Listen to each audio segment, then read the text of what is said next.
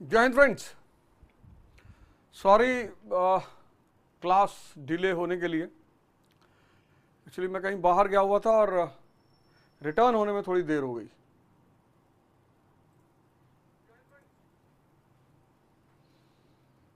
तो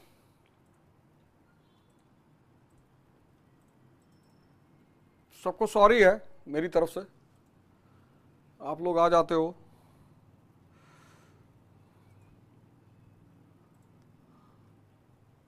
Sujit Kumar good morning, Manoj Kumar जय हिंद जय हिंद।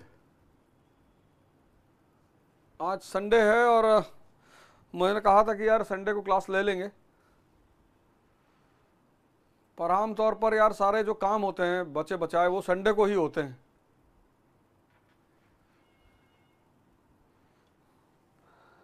जो पेंडिंग काम होते हैं ना वो सारे संडे को होते हैं।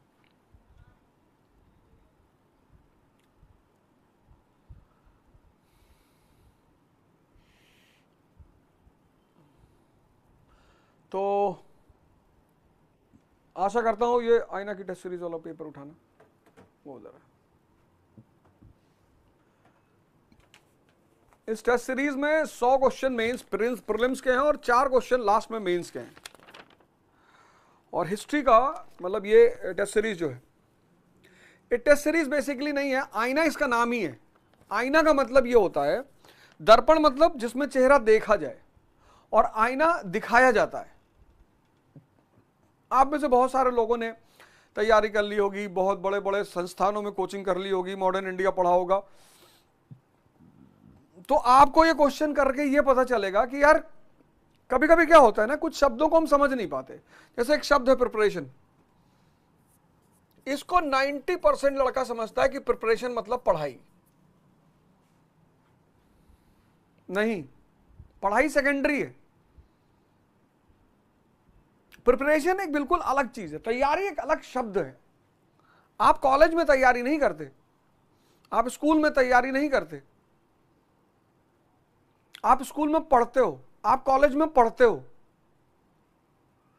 लेकिन जब आप तैयारी कहते हो कि तैयारी कर रहे हैं, तब आप युद्ध की तैयारी कर रहे हो। तो कंपटीशन, आपके क्लास में 50 बच्चे हैं कॉलेज में, आप चाहते हो सब पास हो जाए, लेकिन जब आप आईएएस की परीक्षा देते हो तो आप नहीं चाहते कि सब पास हो जाए, मैं पास हो जाऊं, मैं क्वालिफाई कर जाऊं। तो तैयारी एक बिल्कुल अलग चीज है।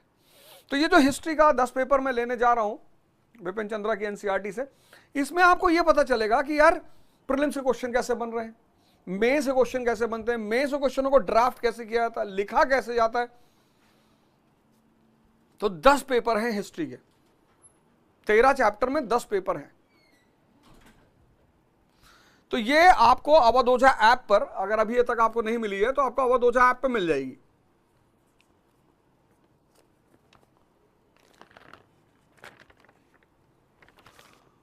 ये अवध ओझा ऐप पे आपको मिल जाएगी और फर्स्ट 2 टेस्ट पेपर फ्री है,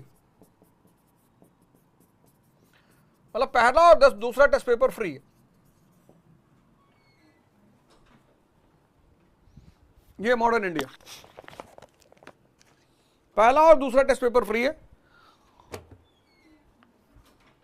उसके बाद 200 रुपए पर पेपर देना पड़ेगा, लेकिन अगर आप एडमिशन ले लेते हैं यहां पढ़ाई वढ़ाई में, फिर तो आपको कुछ भी नहीं देना है। जितने भी पेपर होंगे, पॉलिटी का पेपर होगा, इकोनॉमी का पेपर होगा, जितना भी होगा, क्योंकि बहुत सारे ऐसे लोग हैं जिनको दिशा चाहिए। पढ़ा तो मैं रहा हूं यूट्यूब पे, अब डायरेक्शन की जरूरत है कि अब यहां से प्री का क्वेश्चन कैसे निकालें, अब यहां मेंस का क्वेश्चन कैसे बनेगा। तो वो इस सीरीज में डिस्कशन होगा।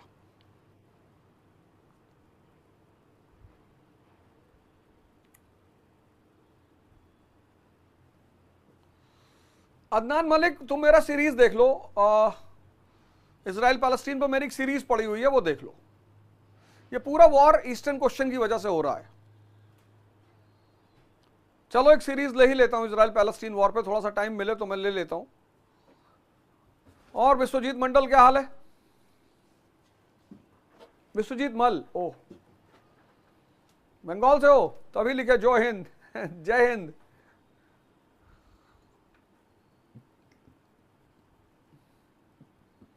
बंगाली लैंग्वेज बड़ी मीठी है यार, बहुत प्यारी लैंग्वेज है।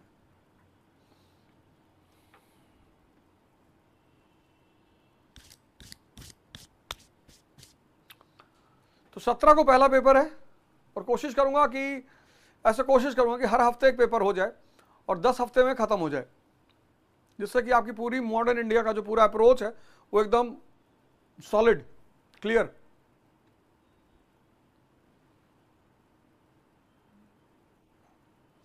अरे हर्ष वर्मा गॉड ब्लेस यू यार, मेरा तो वही प्रयास ही है। अब मैं तुम्हें एक आज फॉर्मूला बताने जा रहा हूं, उस पर तुम 5वां चैप्टर पढ़ो। फॉर्मूला बताने जा रहा हूं कि जहां भी क्राइसिस होगी, जहां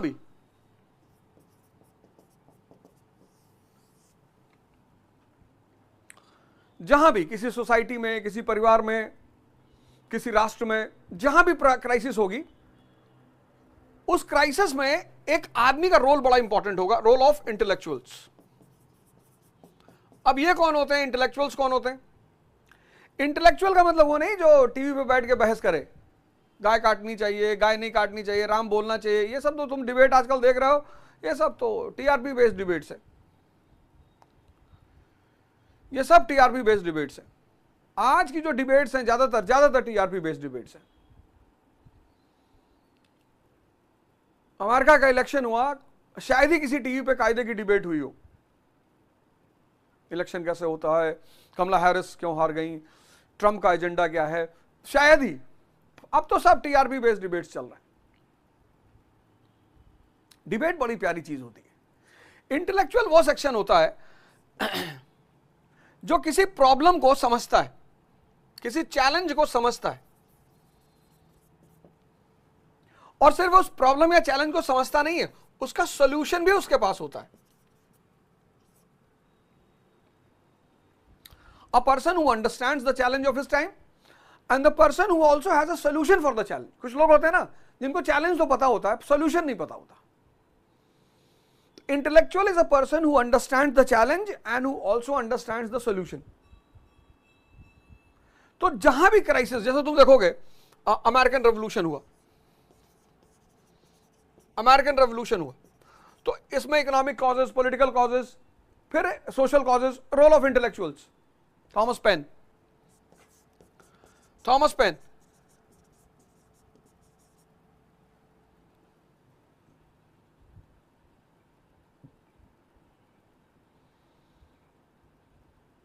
who published that pamphlet Common Sense, discussing the issues of America. Benjamin Franklin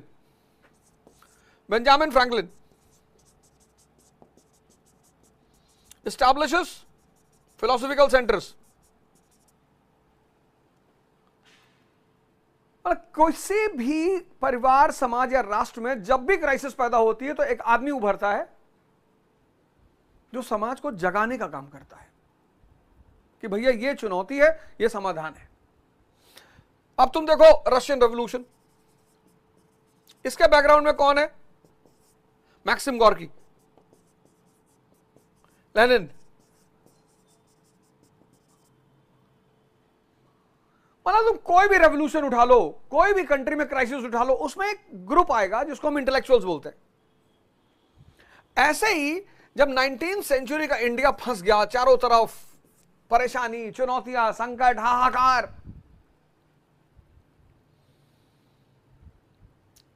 19th century का आरंभिक चरण, इनिशियल फेज, और अब भारत में हाहाकार, कंपनी शासक है। अभी अमेरिका का शासक कौन बन गया? Elon Musk. और जब भी ईस्ट इंडिया कंपनियां जैसी कंपनियां रूल करना शुरू करेंगी तो आदमी की स्थितियां बहुत खराब हो जाएंगी, क्योंकि कंपनी का उद्देश्य वेलफेयर होता ही नहीं। फिर से पूरी दुनिया में कंपनियों का शासन शुरू हो चुका है, ईस्ट इंडिया कंपनी।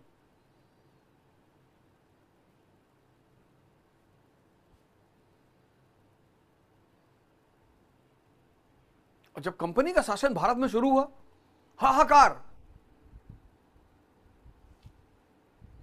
इतना बुरा दौर भारत का कभी नहीं था, कभी नहीं। शक, कुषाण, हूण, मुगल, मंगोल सब आए, इतना बुरा दौर कभी नहीं था। अब आदमी को समाधान मिल नहीं रहा था, आदमी परेशान था कि क्या करें गुरुजी। उस परिस्थिति में राजा राम मोहन रॉय, ईश्वर चंद्र विद्यासागर,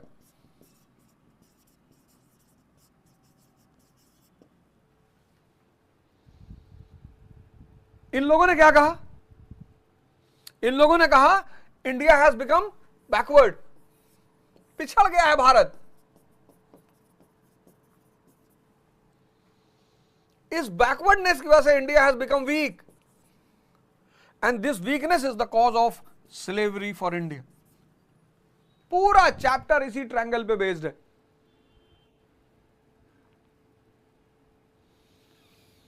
पूरा चैप्टर इसी ट्रायंगल पे बेस्ड है, पूरा चैप्टर।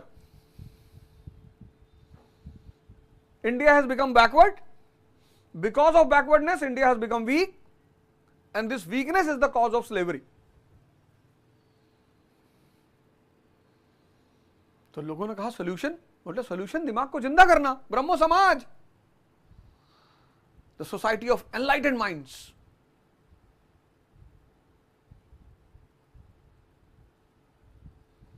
ऐसे पढ़ना है इस चैप्टर को, आंख बंद करके बैठना और देखना है कि भारत में अंधेरा है चारों तरफ, first half of 19th century, और उस अंधेरे में ये विद्यासागर जैसे लोग एक कैंडल लिए बाहर निकले हैं।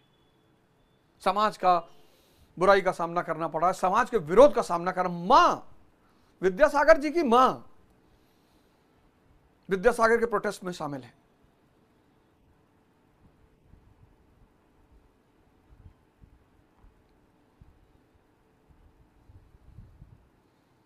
जब भी कोई बैकवर्ड होगा, आज मुस्लिम कम्युनिटी को देखो, एक जमाना था मुसलमान साइंटिस्ट, विद्वान, इंटेलेक्चुअल, पढ़ो बगदाद के बारे में।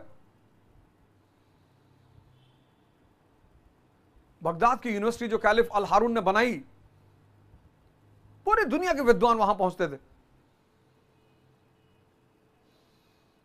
और आज बगदाद किसी जमाने में एक शहर हुआ करता था, पूरी दुनिया का सपना होता था बगदाद जाना है। जैसे आज पूरी दुनिया का सपना है अमेरिका जाना है, ऐसे किसी जमाने में पूरी दुनिया का सपना होता था बगदाद जाना है।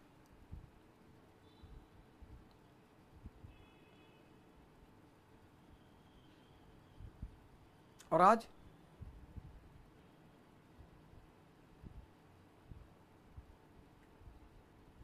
whenever you will become backward, you will become weak। और जैसे ही तुम पिछड़ोगे और कमजोर होगे, वैसे ही तुम गुलाम हो जाओगे। और यही भारत के साथ हुआ 19th सेंचुरी में। तो इस स्लेवरी को अगर खत्म करना है तो इस बैकवर्डनेस को खत्म करना है। अगर इस स्लेवरी को खत्म करना है तो इस बैकवर्डनेस को खत्म करना है। और सारे रिफॉर्मर इसी की बात कर रहे हैं। सारे, तुम देखो सारे चैप्टर, सारे हेडिंग्स देखो, सारे।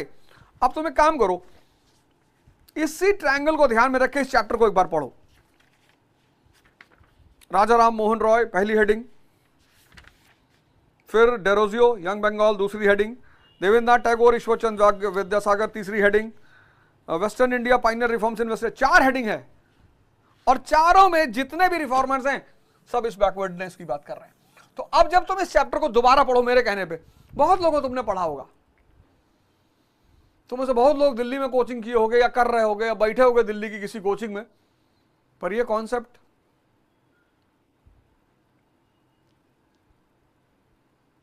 अब जब आज पढ़ो तो इस बैकवर्डनेस शब्द को ध्यान में रख के पढ़ो कि इन रिफॉर्मरों ने किस किस बैकवर्डनेस की बात की है, और एक नया कॉन्सेप्ट चैप्टर से निकल के तुम्हारे सामने आएगा। कल रात में क्लास लेंगे, आज इसको तुम खुद से पढ़ो। जय हिंद, जय भारत। एक बात और, पढ़ाई लिखाई में जितने लोग एनरोल्ड हैं उनको किसी भी प्रोग्राम का आप पैसा नहीं देना। जो भी प्रोग्राम आएगा वो उनके लिए फ्री है। पढ़ाई लिखाई तो 500 रुपये महीना, उनको कोई पैसा नहीं देना। ये प्रोग्राम आपके लिए फ्री, आपको कोई पैसा नहीं देना। जो इस प्रोग्राम में नहीं है उन्हें तो देना पड़ेगा। और जब कुछ सीख रहे हो वो भी वो जो तुम्हारे जीवन को बदल दे, तुम्हारा समय बचा ले, तुम्हारा दर्द खत्म कर दे। पहला पेपर डिस्कस करूंगा, फ्री है पहला पेपर, देखना। एक समय एक तुमने भी एक बार पढ़ा होगा, और अब देखना कि क्या चीजें जरूरी होती हैं, कैसे पढ़ा जाता है, कैसे क्वेश्चंस निकाले जाते हैं, कैसे क्वेश्चन फ्रेम किया जाता है। हर्ष में भगत सिंह एक्चुअली क्या है ना, संस्था रजिस्टर्ड हो जाए, बिना रजिस्ट्रेशन के अगर आप वो करोगे, मतलब एप्लीकेशन भराओगे लोगों से, तो थोड़ा सा, वैसे भी तुम देखते हो कि 2-4 लोग पीछे पड़ा ही रहते हैं। मोहब्बत में तो सबके साथ होता है, कोई मेरे साथ नया थोड़ी। देखो बेचारे अभिनव अरोड़ा, छोटा सा बच्चा, उसके पीछे पड़ गए लोग। उससे बच्चे से कह रहे श्लोक सुनाओ। कबीर को कहां श्लोक आता है? कबीर को कहां श्लोक आता है? वो बेचारी जया किशोरी जी हैं, अच्छा अब कम से कम कुछ भी है, धर्म की बात तो सिखा रही है, कुछ भी है। सन्यासिनी है कि गृहस्थ है, कबीर भी तो गृहस्थ हैं। इसमें दिक्कत क्या है? अगर जया किशोरी कहती है कि मुझे गृहस्थ बन के रहना है, तो उसमें दिक्कत क्या है? अगर वो लेडी कहती है कि मैं सन्यासी नहीं हूं, मैं गृहस्थ बन के रहूंगी, उसमें दिक्कत क्या है? तुमको उसके ज्ञान से मतलब है कि तुमको उसके जीवन से मतलब है? लेकिन इडियट को जीवन से ही मतलब होगा। कबीर भी गृहस्थ हैं, गुरु नानक देव जी भी गृहस्थ हैं, बहुत बड़े बड़े संत गृहस्थ हुए, परिवार था, घर था, बच्चे थे।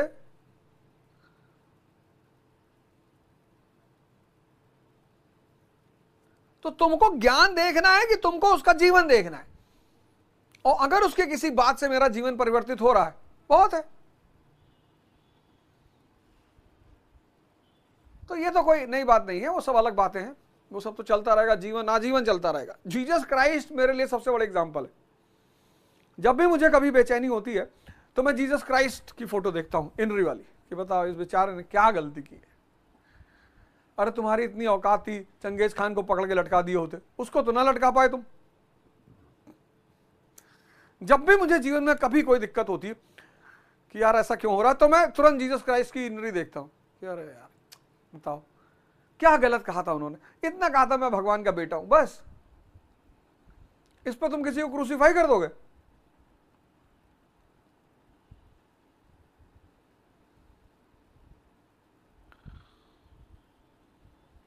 बताओ। तो first 2 test papers are free. अगर आप उसमें एडमिशन ले लेते हैं तो बहुत अच्छी बात है पढ़ाई वाले प्रोग्राम में, वरना आपको पर पेपर, जितने भी पेपर होंगे, पॉलिटी, इकोनॉमी,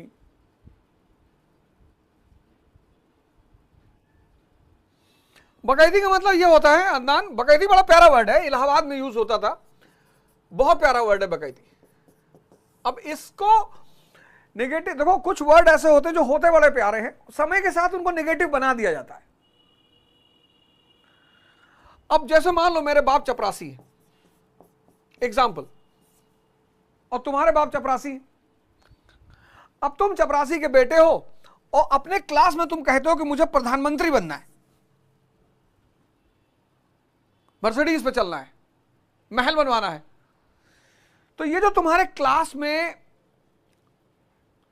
एरिस्टोक्रेसी का लड़का बैठा हुआ है, अब उसकी सोच तो ऐसी है नहीं, और सोच ही व्यक्ति को महान बनाती है। तो अगर तुम ये कह रहे हो मुझे पीएम बनना है, तो जितने भी एरिस्टोक्रेसी के लड़के तुम्हारे क्लास में बैठे तुमको बकायद करने लगेंगे। क्यों? तुमको डिमोरलाइज करने के लिए, तुम बोलना बंद कर दो। बोलना बंद करोगे, फिर सोचना बंद करोगे, फिर डिप्रेशन में चले जाओगे। तुमको ऐसा नहीं करना है। ये जैसे ही तुम्हारे ऊपर हमला करें, तुम्हें इस चीज को और बढ़ा देनी है। तुम भी करो ना, कौन रोक रहा है?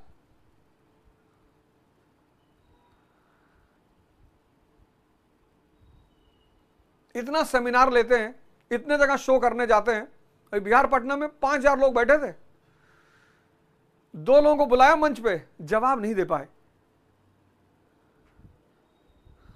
और 2-2 साल से तैयारी कर रहे थे आईएएस की। एक छोटा सा सामान्य सा क्वेश्चन पूछा, जवाब नहीं दे पाए।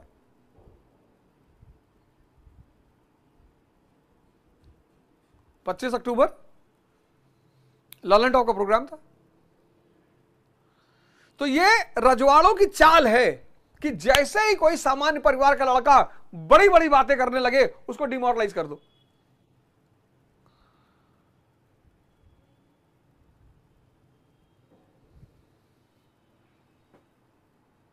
उसको डिमोरलाइज कर दो, क्योंकि अगर तुम बातें कर रहे हो तो किसी ना किसी दिन तो कर ही डालोगे। मैं क्लास में पूछता हूं कौन आईएएस बनेगा, सब हाथ उठाते हैं। डॉक्टर उठाओ, हाथ उठाते हैं। आईएएस को, इंजीनियर को सब। लेकिन अगर तुम क्लास में बच्चों क्लास में पूछो प्रधानमंत्री कौन बनेगा, कोई डर के मारे नहीं उठाएगा। बनना सब चाहते हैं, क्यों नहीं उठाएगा? उसको शर्म आएगी, अंदर से डर लगेगा कि यार हाथ उठाते लोग मारे ना, टीप ना मारे।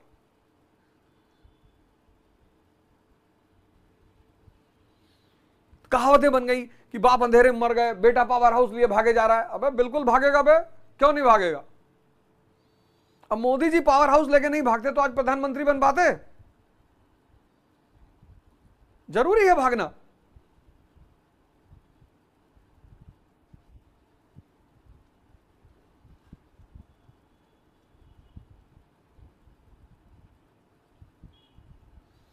मस्त रहो, मस्त रहो, मस्त रहो एकदम से। अपना काम करो, पढ़ाई करो, और अपने जीवन को, अपने समाज को, अपने परिवार को, अपने राष्ट्र